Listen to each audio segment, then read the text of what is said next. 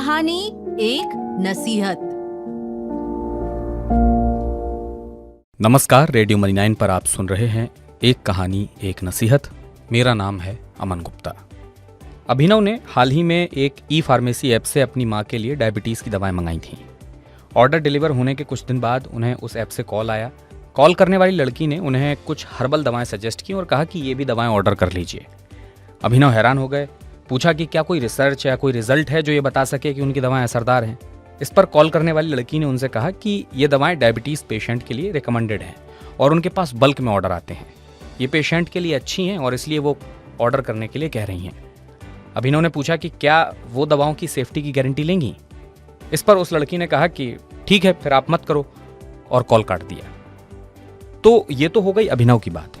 अभिनव ठहरे एक जागरूक ग्राहक, तो उन्होंने 100 चीज़ें पूछ ली और घबराकर कॉलर ने फ़ोन काट दिया। हर कोई अभिनव जितना जागरूक नहीं होता। इस तरह के कॉल से हम सभी रोज़ाना दो चार होते हैं। कभी दवा के लिए, कभी लोन के लिए, कभी क्रेडिट कार्ड के लिए, तो कभी ट्रैवल पैकेज के लिए। यानी आप पर किसी न किसी तरह का प्रोडक्ट खरीदने का दबाव बनाया जाता है। सामान बेचने के इस तरीके को कहते हैं पुश सेलिंग।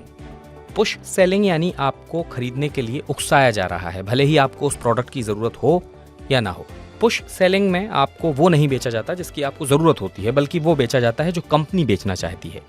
सामान की अच्छाइयों को बढ़ा चढ़ा कर दिखाया जाता है और फिर ऑफर को आकर्षक बनाने के लिए डिस्काउंट, कूपन कोड, सस्ता लोन, एडेड सर्विसेज, ये सब ऑफर्स जोड़ दिए जाते हैं।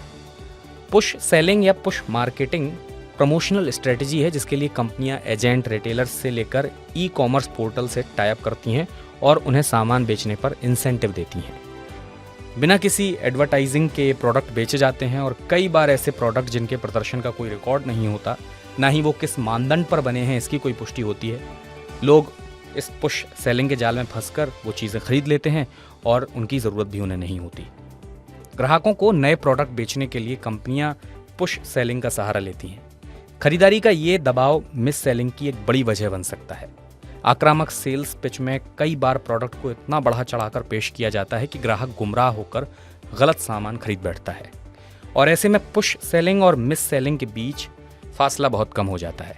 पुश सेलिंग एक जानी मानी सेल्स स्ट्रेटजी है, इसमें कोई बुराई नहीं है। बहुत सारी कंपनियां अपना सामान बेचने के लिए इसका इस्तेमाल करती हैं, लेकिन इसमें गलत यह है कि कंपनियां पैसा बनाने के लिए पुश सेलिंग के जरिए ग्राहकों को ऐसा सामान खरीदने के लिए मजबूर करती हैं जिसे उनकी ज़रूरत ही नहीं होती। ऐसे खरीदा गया सामान अगर आपके काम ना आए या वादे के मुताबिक नहीं निकले तो आप कुछ ज़्यादा नहीं कर पाते। शिकायत तो कर देंगे सरकारी पोर्टल पर उसका फॉलोअप कितना होगा इसकी गारंटी नहीं है। कंपनियों का काम है बेचना और आपका काम है सेल्स पिच में नहीं बहना। टेलीकॉलर के कॉल्स, ई कॉमर्स साइट पर misselling ads, buy 1 get 2 के लालच में आकर शॉपिंग ना करें।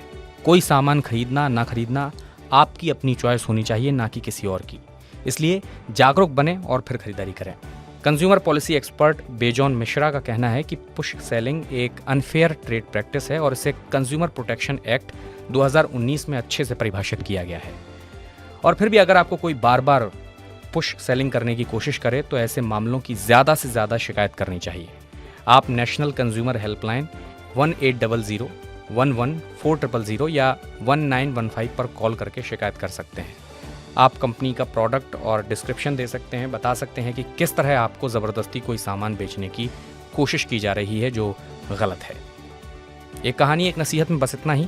बिजनेस और पर्सनल फाइनेंस से जुड़ी हर अपडेट के लिए आप रेडियो मनी 9 सुनते रहिए और डाउनलोड कर लीजिए मनी 9 का मोबाइल ऐप। मैं हूं अमन गुप्ता, चलता हूं, अपना ख्याल रखिएगा। नमस्कार। एक कहानी एक नसीहत।